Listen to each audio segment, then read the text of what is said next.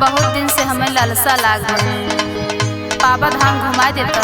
चुप रह तू, पैसा न कौड़ी, बाबा धाम जाके दौड़ी। तोरे कौनो जबान में पैसा रहा था? सुना बोला। जलावा चढ़ेला हो सोमवार वाले दिन के, जलावा चढ़ेला हो सोमवार वाले दिन के, जलावा चढ़ेला हो सोमवार वाले दिन के। गेरुआ साड़ी लाई दा बाजार से तू कीन के, गेरुआ साड़ी लाई दा बाजार से तू कीन के, गेरुआ साड़ी लाई दा बाजार से तू कीन के। जलावा चढ़ेला हो सोमवार वाले दिन के, गेरुआ साड़ी लाई दा बाजार से तू कीन के।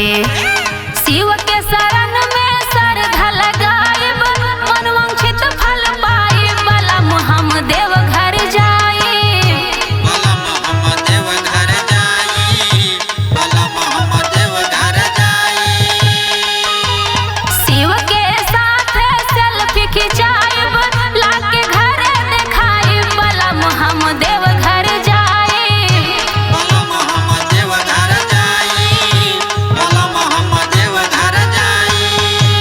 देख हमार दिमाग ज्यादा खराब मत कर। अच्छा देखत है आजकल तो नया नया नौटंकी बढ़ल जात बा। हमार बात सुन। सुनावा।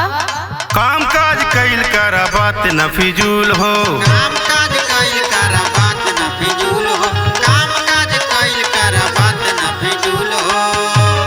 पूजा पाठ करे के न करी है तू भूल हो, पूजा पाठ करे के न करी है तू भूल हो, पूजा पाठ करे के न करी है तू भूल हो।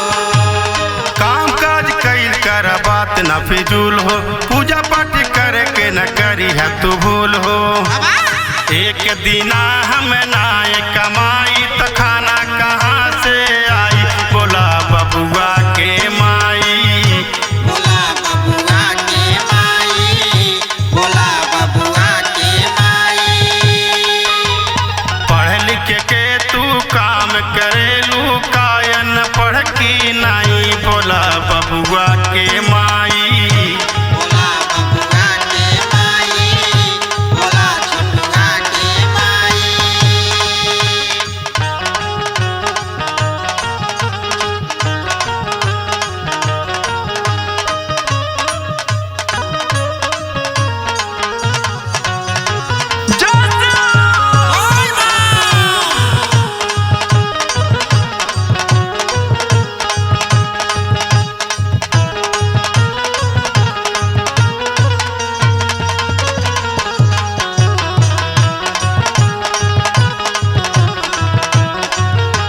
अब तू नहीं जानता, बहुत फायदा मिला था।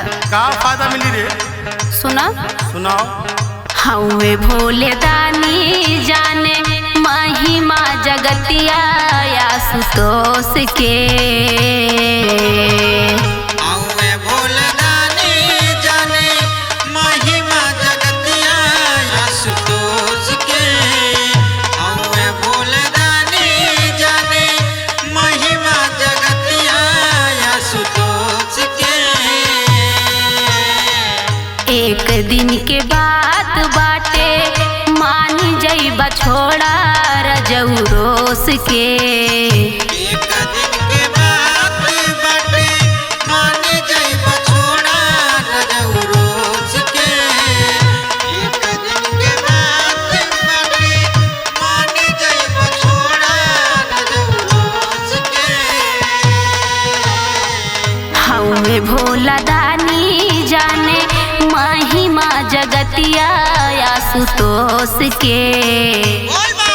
एक दिन के बात बाटे मान जइबा छोड़ा सैया रोस के। हाथ में रक्षा लागी अच्छा, बांधे खातिर लाई, बलम हम देव घर जाई। बलम हम देव घर जाई, बलम हम देव घर जाई।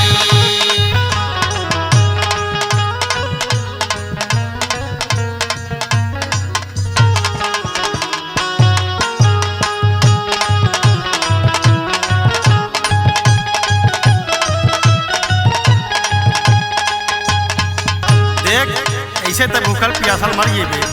हमार बात सुन। बोला। भूखल पियासल धनिया पेटवा चराई भी अब तू छोड़ दा।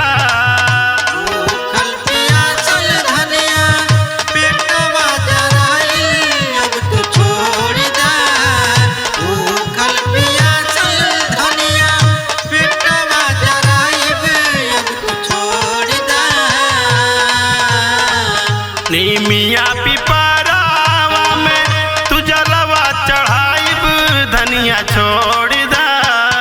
नीमिया पिपरिया में जलवा चढ़ाइल अब तू छोड़ दा। नीमिया पिपरिया में जलवा चढ़ाइल अब तू छोड़ दा। भूखल पियासल धनिया पेटवा जराइब अब तू छोड़ दा।